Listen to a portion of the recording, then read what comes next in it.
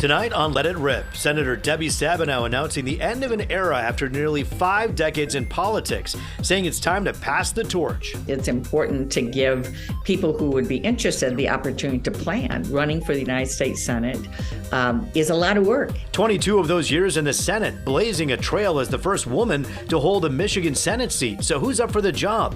The line to fill the seat is already getting long. All this amid a showdown in Congress. A speaker has not been elected. A speaker has not been elected. A speaker has not been elected. Multiple days, multiple votes, and still no speaker to show for it. Congresswoman Debbie Dingell and former Oakland County GOP Chair Rocky Rachkowski on the delay we haven't seen for a century. But DC's not the only one dealing with drama. A law clerk resigns from the state Supreme Court over concerns about his past. New Justice Kyra Harris Bolden's selection, drawing harsh criticism from another member of the court. What this could mean as our newest justice takes the bench. It's time now to let it rip, and what a busy week it's been. Michigan's senior U.S. Senator announcing she won't run for re-election, and a House Speaker's showdown of historic proportions. Congresswoman Debbie Dingell, who represents the Detroit area, has been, of course, on the floor as this drama unfolds. She joins us from a phone booth right now at the Capitol, believe it or not, as they wait. Also, the former Oakland County Chair of the GOP, Rocky Rachkowski, and as always, anchor and attorney Charlie Langton. Let's get right to it. We'll begin with the Congresswoman because she's on the House floor right now. Kevin McCarthy, it seems like is going to lose his bid to become the Speaker of the House. We haven't seen this type of thing happen since 1856.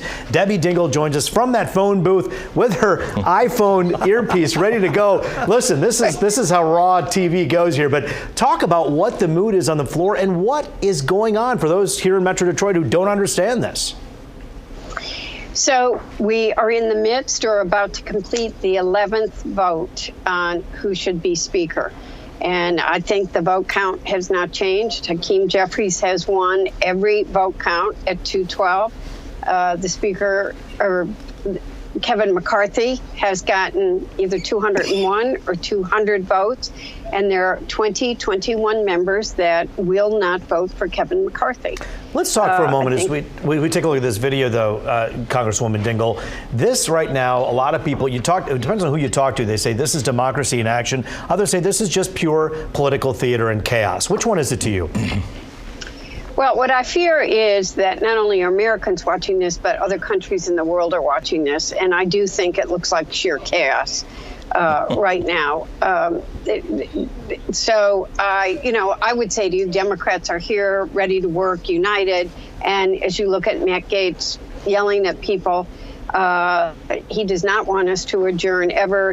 That's the alternative candidate that people have been voting for. He's from Florida, a good man. But this isn't good for anybody. The country's now beginning to be in danger as this goes into multiple days. Rocky, I want to ask you a little bit about, you just mentioned Matt Gaetz, basically coming out and saying, I elect Donald John Trump to be the next Speaker of the House. You know, this does sound like a big joke to a lot of people who are watching, both Democrats and Republicans alike. When you see people like Matt Gaetz say that, what goes through your mind as a Republican? Well, that he's not serious. But most importantly, let me just address something that Debbie mentioned. Debbie, you talked about putting our nation in danger. I don't think so. This is democracy in action. And you know what? If a group of conservatives want to enshrine into an agreement with the future speaker some things that basically bring in a conservative platform, God bless them. This is what our system is made to do. So I believe, and I've heard now from Representative Salazar from Miami, basically, she said that there are talks and that they believe that within the next 24 hours, maybe by vote 13, 14, or 15, that Kevin McCarthy will be Speaker and that the Conservative Caucus, the Freedom Caucus, will have agreed to quite a bit. Some people are calling them the band of rebel Republicans. No. But when you hear that kind of terminology, it goes in line with the kind of rebellious feel that we started to see after the insurrection, wouldn't you say? No, I would not. Absolutely not. Because this is something that's allowed by the law. I would never, and I apologize, Ruth, I never correct you, but on this one, I take offense to that because it's nowhere near the criminal activity of January 6th. No, I'm not equating the two. Okay. I'm saying that the mood and the tone at the Capitol right now, in the spirit of that, comes from a rebellion that we often have already seen in the last year. And listen, that's what democracy is. And that's how our nation was founded, by a rebellion and a revolt against tyranny and people that oppress us. Listen, a lot of people are concerned about the 87,000 IRS agents that the Biden administration brought on. The inflation, the fact that our southern border is a complete and utter joke in our national security. They want to make sure that a lot of people support Ukraine, like I do, but we want to make sure that the money is audited, that there's a follow through on auditing what's happening. So if we have a speaker that actually does not compromise on those things, that's great if we can get it enshrined. And otherwise, listen, I'm all about let's move on. If Kevin McCarthy's not the choice, then let's find a consensus. Well, Charlie, he apparently isn't the choice for the 11th time we've seen that at this hour. So what happens next? Well, I tell you what, it's going to be something really wild and really weird, and probably maybe even sound a little naive a little bit. Why wouldn't 10 Democrats vote for McCarthy? We're done. We go home, and we can all work together. Marcy Kaptur is saying now, ask Debbie. Of the Democrats, Debbie, why can't you guys figure out who you'd like to work with a Republican? Which one would it be? Get the people together. You only need 10 votes or so, and then we're done. We can go home and work together. Because no Democrat can be Speaker. It's not going to happen. So how about that, Debbie? So, Congresswoman, what is the responsibility of the Democratic caucus right now in that House?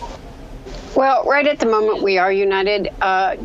Rocky, I want to take you on when I say that we begin to be endangered. The fact of the matter is that we do not have any oversight at the moment on national intelligence. Members have not been sworn in. There are many things that happen day to day that people take for granted that are, I mean, the first or second day was okay as we go into the third or the fourth day. The reality is no Democrat is going to vote for Kevin McCarthy, and no Republican is going to vote for Hakeem Jeffries. What about Marcy Kaptur? Marcy Kaptur is not.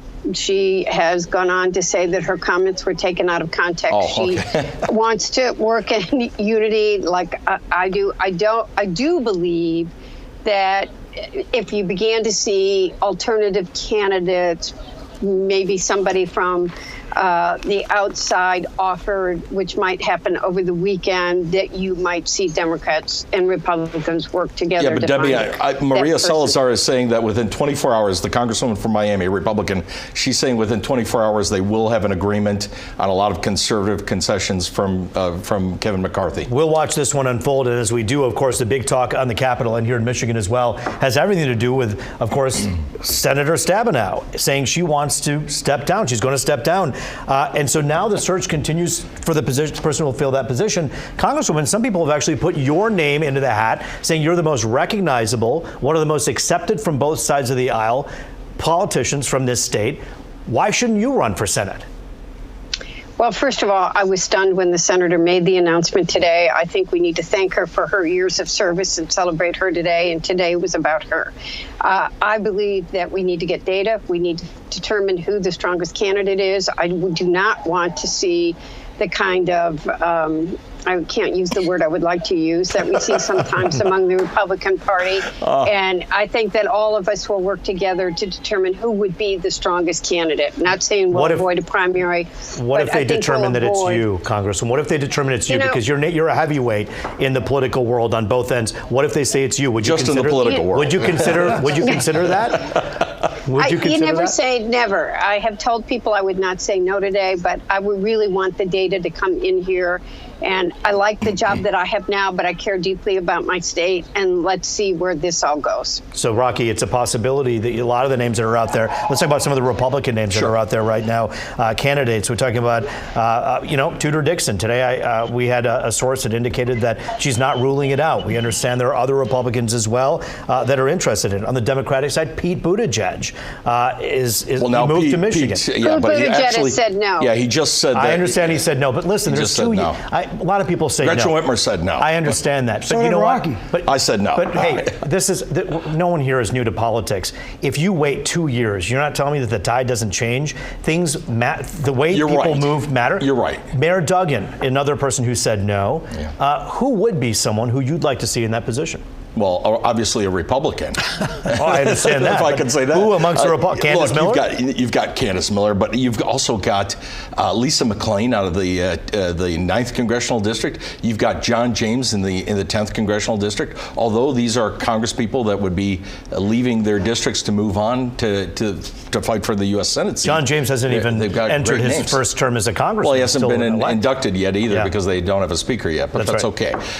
No, but he ran for that position twice before. And there's Perry Johnson, who's very affable, lovable, and has the funds to run, because we've got some issues in the Republican Party. But Charlie, that we have to deal with. when you look at data, because you heard the good Congresswoman who's been around the block and understands how this works, the data is going to have to show who's popular, who can be in that next position. Who do you think the data would back just from being a reporter or anchor? Well, I'm going back to the last Senate race we had in Michigan, and it was John James and Gary Peters. And I think, correct me if I'm wrong, I think that race generated about $200 million between the both sides. So someone is going to have to be able to. With the presidential in Michigan. I understand that, but a lot of money. We're talking millions of dollars. So one of the factors has got to be who can raise money. So Tudor Dixon, she didn't raise a lot of money during her gubernatorial campaign. John James is sitting at $5 million. Well, John James did raise some money. Sure. So I would have to put his name. Ronna Romney, I would think, would be on the Republican side. You mean Ronna McDaniel? Ronna McDaniel, yes. Yes, okay. That's right. Romney, yes.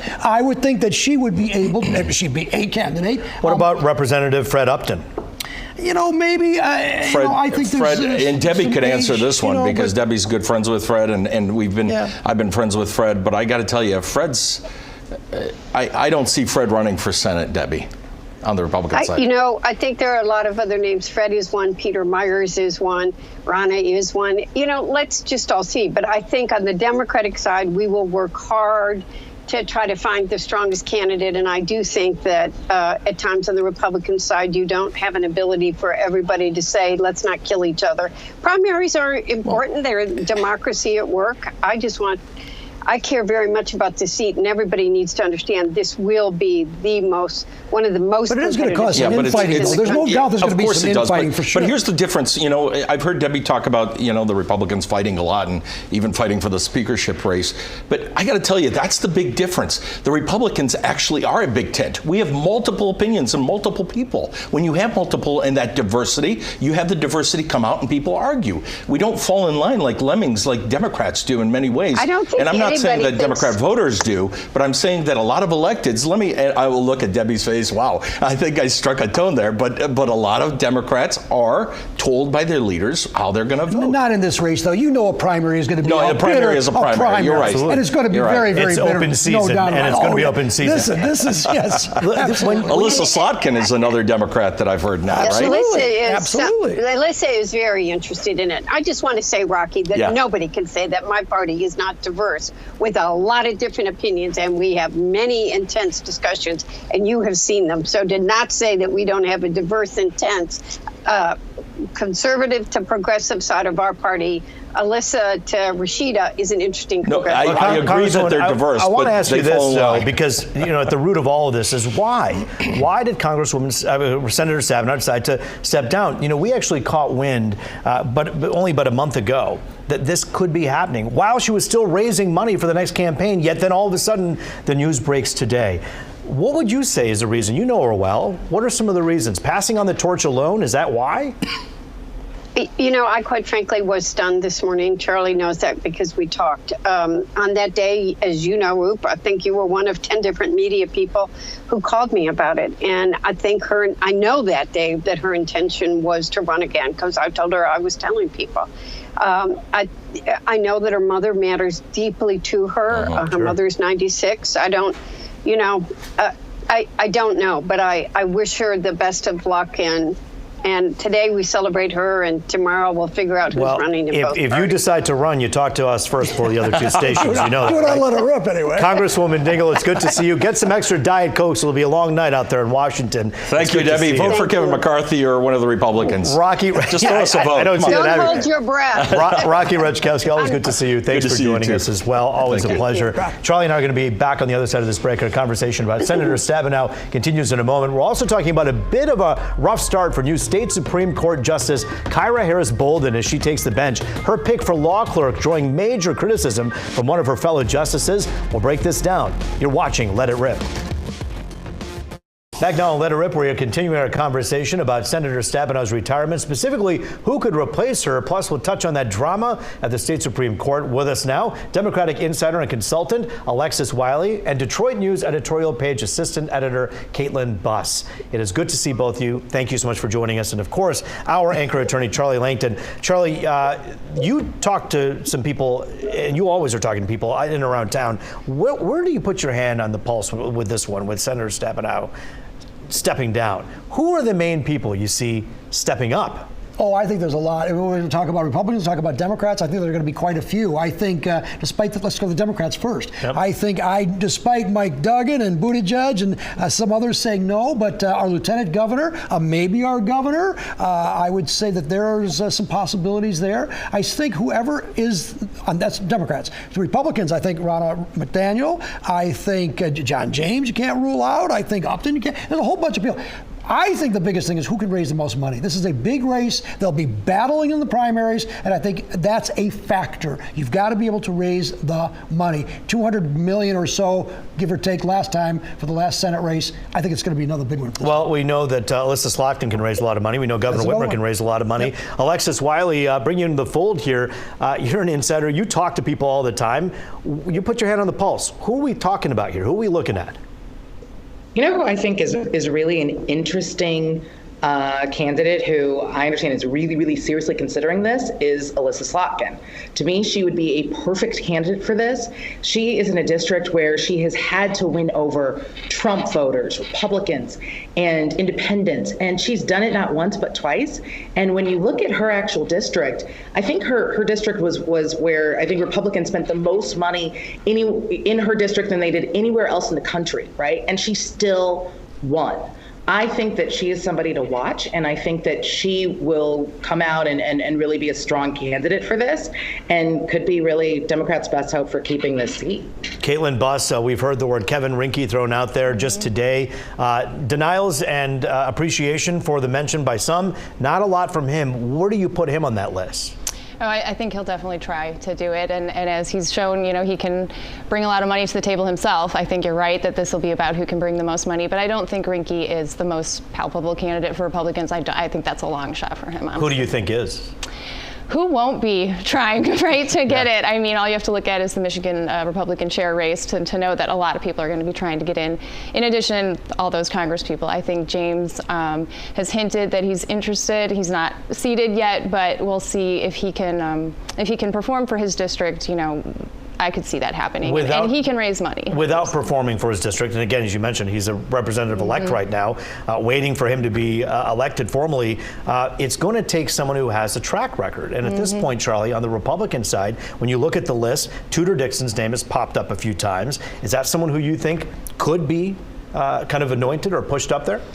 I think she'd want to run. Who wouldn't? But I don't think she can raise the money. And I think that, and she had her shot just a little while ago, and she didn't do it. In fact, she didn't do very well at all. So I would think that a lot of Republicans will probably say no. I also think her message in the gubernatorial race didn't resonate. And I think we're going to need someone else. I think someone that's got some legislative experience, perhaps. I think it's a tad early right now, but I think it is going to take at least, and the answer that I have is, why did Debbie Stabenow announce the decision now? But I hear it from talking to a lot of people, it does take about 2 years to really get up to speed to run for the United States Senate. Alexis, while you're a consultant, you've consulted with so many people, politicians included, and when you take a listen to some of these names out there, doesn't it take time anyways to garner the support and the money that you need? 2 years is a long time. People were saying no today. Should we believe them? I personally do, based on the list that I've heard, but at the same time, I've talked to a few people who say, okay, wait to see what they say in June, right? Ask the same question then when there's been some more polling and research and people have been able to really kind of digest what it's going to take to win. I think that's when we'll see a few folks say, well, if I'm needed, if I'm, I could be the one, I could make sure we win this. I think you could see some change, but I really do think you're gonna see people get out early. I think that people are gonna jump in this and make their intentions very clear. Right now, they are being very respectful of Senator Stabenow, who is just an amazing woman and leader for the state of Michigan, who will not be replaced easily. But I think right now, you're not hearing people come out and say yes, but I think in the coming weeks, we're going to have a number of people who come out and really make their intentions clear. What about Pete Buttigieg? He moved, of course, to Michigan with his husband in Traverse City, and that in itself was kind of peculiar to a lot of people. And then all of a sudden, this seat vacates. Why wouldn't he be someone who you think would throw his name in the ring? I don't know. I mean, I think he may be considering it. Maybe there's some other job that he's considering. But he was fairly clear today when he said that he wasn't going to do it. Again, I think going back to what you and Charlie are saying, let's ask the question again in 6 months. But I think that there may even be some candidates that we're not even talking about now who could easily be considering this. And it'll be really interesting to watch and see who jumps in. Caitlin Buss, Secretary of State Jocelyn Benson, receiving a big award, of course, from the president this week. Her name has been tossed out. I mean, she's been named in Time Magazine, you name it. She's a darling of the Democratic Party. What do you think about her as an option? I certainly think she'll consider it, and I think Whitmer will too, despite what she said today. But I do think Alexis is right. Someone with that legislative experience and someone like Slotkin, who, if you read between the lines in Stabenow's statement, she kind of feels the confidence of these younger voters, and that was really present in Alyssa Slotkin's race. So I think between Buttigieg and Slotkin, there's a deep bench here, and that's why she's chosen to give this lead time. We only have a few minutes left. I want to talk about Kyra Harris Bolden. Let's talk for a moment about what happened. For those who don't know, Justice Bolden named Pete Martell her law clerk. Martell spent 14 years in prison for robbing a Flint area store, shooting at police. Since he was released, he's turned his life around. He got a law degree from Wayne State. Justice Richard Bernstein, he applauded that. But he said, look, someone who shot at cops shouldn't work for the state's highest court. He also said before Martell resigned that he and Bolden no longer speak.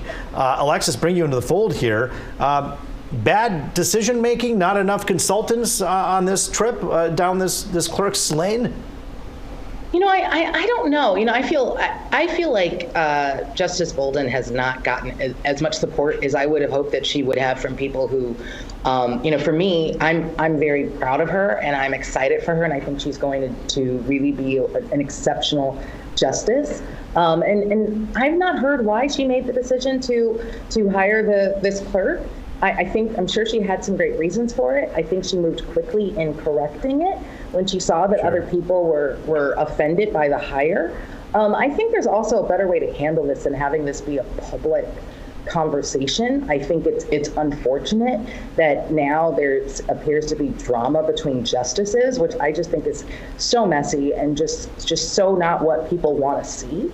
Especially on the Supreme Court. So, I mean, I don't know. I support her, and I'm looking forward to great things. Charlie, we only have a quick minute left here. You had a chance to speak with Justice Bernstein and Bolden herself. Yeah, I talked to basically on the Justice Bolden side. She said that here is someone who is the poster child for redemption. Yes, he did the terrible things, but he redeemed himself. And why not be a poster child for someone that can go out and do something good for themselves? That's one argument. Justice Bernstein saying, wait a minute, the Supreme Court justice, how would you feel if you were a police officer or a prosecutor, knowing perhaps that you've got a clerk who may not like the cops, and it's only for the Supreme Court, 1% of the jobs in this whole wide world, this clerk can do a lot of other things. But when you go to the Supreme Court, Justice Bernstein is saying basically you got to come in with no bias whatsoever, none, and there could be a perception, real or not, a perception of bias, and that's why Justice Bernstein said don't hire her. Caitlin, what do you tell someone who's a returning citizen who wants a fresh start about the kind of example this sets for perhaps them wanting